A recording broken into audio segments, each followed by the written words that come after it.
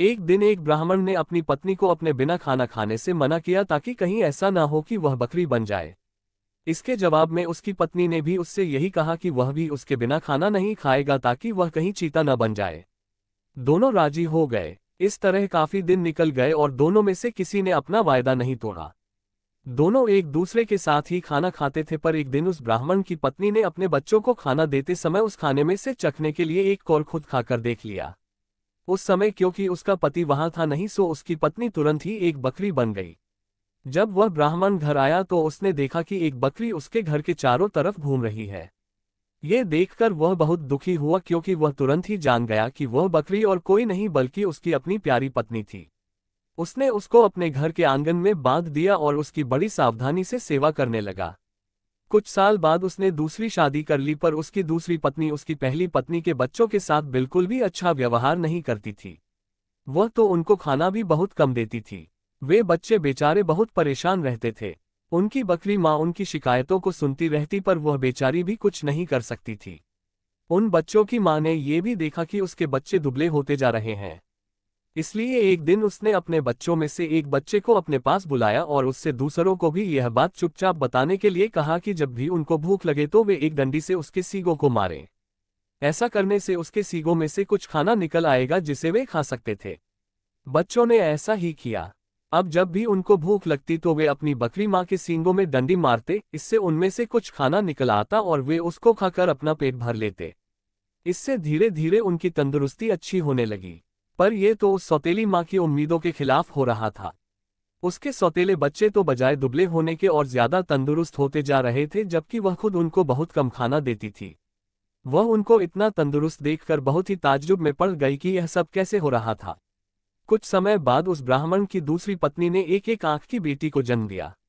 वह अपनी उस कानी बेटी को बहुत प्यार करती थी और उसकी किसी भी जरूरत को तुरंत ही पूरा करने को तैयार रहती थी जिसको वह समझती थी कि वह उसको चाहिए। कुछ दिनों बाद जब वह लड़की काफी बड़ी हो गई, चलने फिरने लगी, बोलने चालने लगी, अच्छी तरह बात करने लगी, तो उसकी माँ उसको दूसरे बच्चों के साथ बाहर खेलने के लिए भेजने लगी। उसने उसको ये भी कहा कि वह अपने बड़े भाई बहनों पर निगाह रखे कि वे कब और कैसे खाते पीते हैं। लड़की ने कहा ठीक है। वह लड़की उनके साथ सारे दिन रही और उसने वह सब कुछ देखा जो उनके साथ हुआ। ये सुनकर कि बकरी उसके सौतेले बच्चों को खाना दे रही थी, वह दूसरी पत्नी बहुत गुस्सा हुई। उसने तय कर लिया कि वह उस बकरी को जल्दी से जल्दी मरवा देगी। एक दिन उसने बहाना किया कि वह बहुत बीमार है और अपने इलाज के लिए एक हकीम को बुलवाया। उसने उस हकीम को रिश्वत दी और कहा कि वह उसके लिए दवा के तौर पर बकरी का मांस खाने के लिए बताए। उस हकीम ने ऐसा ही किया।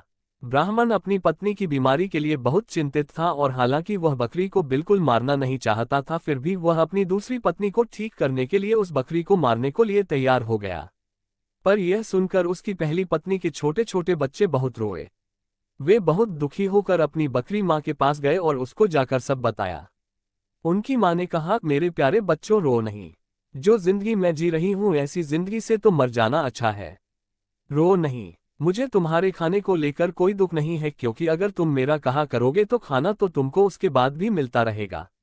मेरे मरने के बाद तुम लोग मेरी हड्डियां इकट्ठी कर लेना और उनको किसी ऐसी जगह दबा देना जहां उनको कोई ढूंढ न सके। फिर जब भी तुमको भूख लगे तो तुम वहां आ जाना, तुमको वहां खाना मिल जाएगा। उस बकरी ने उनको ये सलाह बड़े समय से दे दी थी, क्योंकि जैसे ही उसने अपनी बात खत्म की और उसके बच्चे वहां से गए कि तभी एक कसाई अपना बड़ा सा चाकू लेकर वहां आ पहुंचा और उसने उस बकरी को मार दिया। उस बकरी के शरीर को टुकड़ों में काटकर पका दिया गया। ब्राह्मण की पत्नी ने उस बकरी के मांस को खाया, पर बच्चों को केवल हड्डियां ही मिली। बच्चों ने उन हड्डियों का वही किया जो उनकी बकरी माँ ने उनसे करने के लिए कहा था। उन्होंने उसकी हड्डियां एक ऐसी जगह दबा दी जहां उन्हें कोई ढूंढ नहीं सकता था।